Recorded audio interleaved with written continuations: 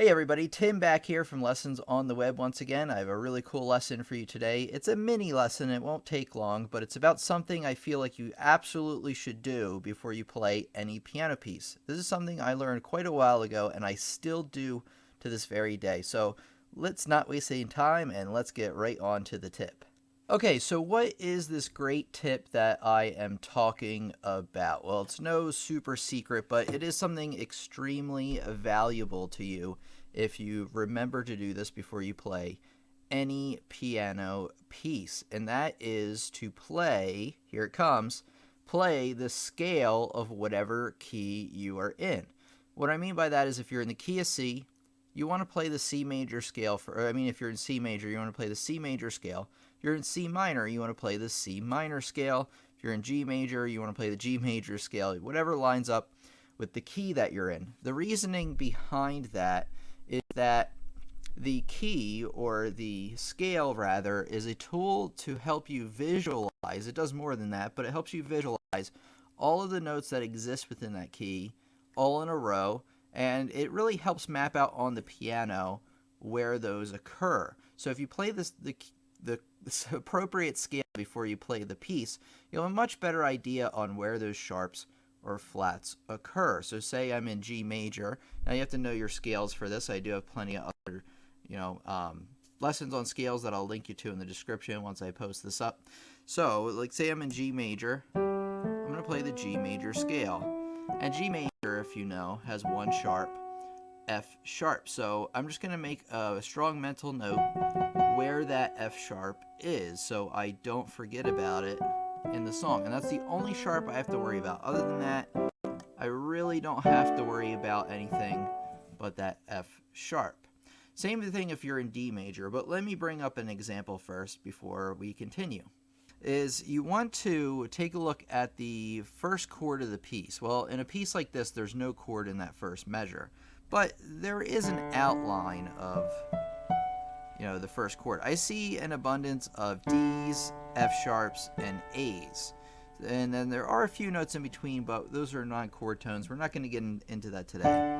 But if I play all the notes together and bring it into a root position triad, then I know that that is indeed D major. So what should I do before I start playing this piece? What was the tip for today? Well, it's to play the scale of the key we're in. So we're in D major. I'm just going to play it with one hand so we can kind of visualize it here.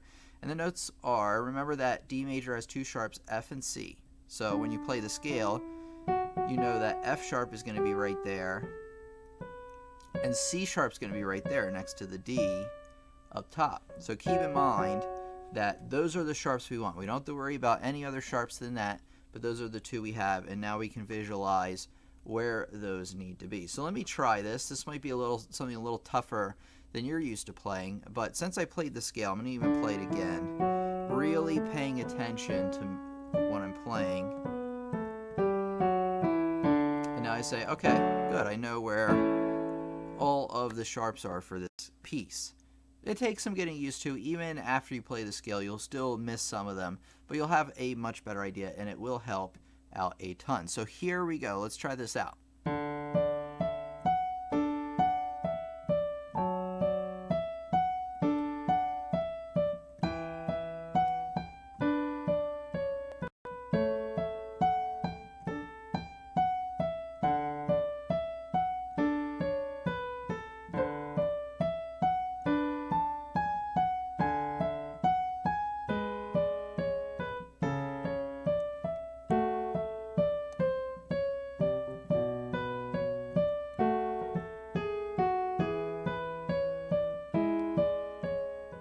Now you can see I missed like one or two notes, and there are also some sharps in the middle of the song. Those are called accidentals. They're not part of the key signature. You need to watch out for those too. But playing the scale, like I said, will give you the idea on, at least based on the key that you're in, where the sharps and flats occur.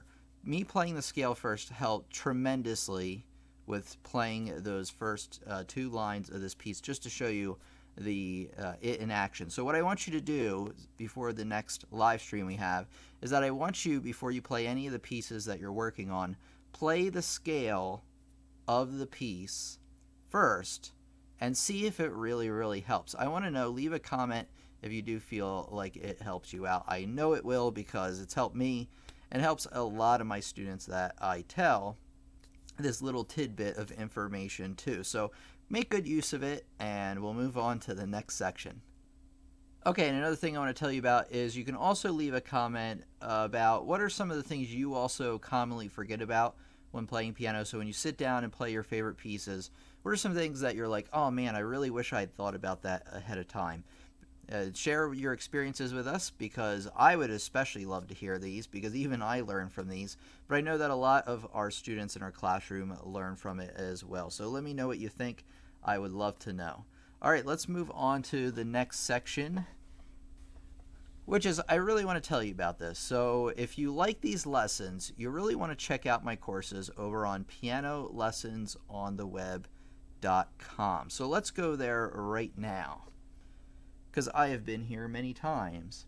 Okay, so I'm just going to show you right here. So here's the website. What can you expect from this different from the YouTube channel?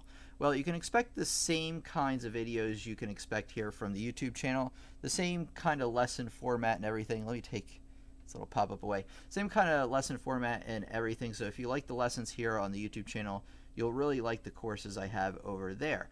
They also include, this is where it goes beyond the YouTube channel, is they also include printable sheet music examples, real songs to play, assignments and online activities to enhance your learning far beyond, like I said, what you can find here on the YouTube channel. So it's the instructional lessons with a lot more. They're also organized in a structured way based around the subject that they're based around, that they're, the goals of the lesson are for. I can't talk today. Sorry about that.